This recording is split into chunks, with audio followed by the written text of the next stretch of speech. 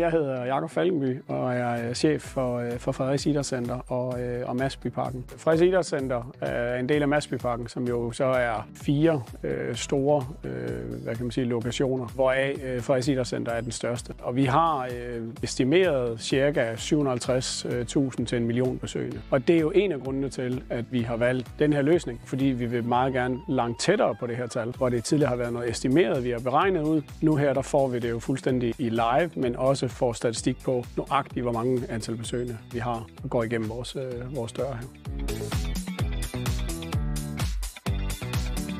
Vi har været ude og kigge ud på markedet, og så har vi undersøgt forskellige typer kundetællere, og har vurderet, at den her kundetæller, vi nu har valgt, at det er absolut en løsning, der passer bedst til os. Og den løsning, vi tror mest på. Blandt andet den her kamerateknologi. Og igen det her med, at den både tæller, når man går ind og ud, og den kan tælle, om du går til højre eller til venstre, alle de her ting. Og så er der heller ingen tvivl om, at så det her med, at vi kunne få live data med det samme, det har vi også haft med i vores overvejelse. Dashboardet, vi har været inde og kigge på, at der skal være udviklingsmuligheder i det, og det kan kobles sammen med andre systemer og sådan nogle ting. Det har gjort, at vi har valgt den løsning, vi har valgt. Grunden til, at vi har valgt Vemco-systemet, er jo lige så meget fordi, at vi kan hive så meget data ud af det. Det her med, at den kan fortælle, at det er børn, at det er voksne, alle de her ting, det er noget, vi kommer til at arbejde med. De første tanker, vi havde omkring det, det var, at den live, hvor den tæller, hvor mange der er i centret lige nu, det var noget data, jeg på længere sigt havde forestillet mig, at vores café skulle have adgang til hele tiden. Og det vil sige, at man 24 timer i døgnen skulle køre en skærm med, hvor mange er der i centret lige nu, og så skulle vores caféleder bruge det til at bemande ud fra, sådan så hun vidste, at weekenderne normalt, der er der cirka så mange mennesker. Vores marketingsafdeling skulle også bruge det her data til ligesom at kunne hive en masse ud af det. Og så vores fitnessafdeling skulle også kunne bruge nogle af de her ting.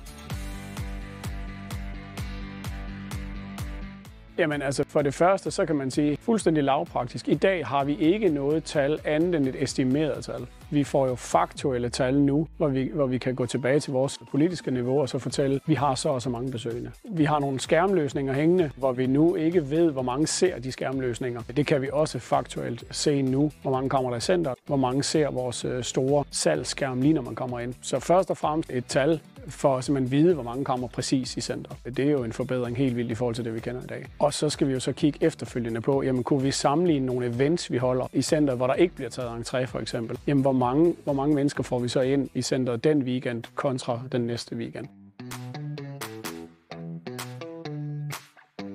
Vi har været i dialog med med konsulenterne omkring, hvilke løsninger vi skulle vælge til de forskellige lokationer. Vi kunne godt tænke os at udbygge systemet også, så det tog de andre lokationer med, hvor vi har nogle tællere siddende i dag af ældre dato, hvor vi så kobler det hele sammen. I eksempelvis vores legepark. Der har vi nogle tællere, der bliver sat op omkring nogle lysstråler. Det tæller ikke nøjagtigt nok, så der skal vi finde en anden løsning. Og den kunne givetvis også være sammen med Vemco. Det er jo også en af de ting, at vi har tænkt over ved at igen vælge Vemco, det er, at det ligger i samme løsning. For det første så har jeg kigget på, at Vemco-systemet også kan integreres med andre systemer. Altså sådan, så vi ikke skal ind i 6 forskellige systemer og kigge efter data, men at vi kan udveksle dataene frem og tilbage. Og så skal vi selvfølgelig forbedre nøjagtigheden hele tiden, og vi skal ændre vores kundeflow ud fra det data. Nu er det halvleg.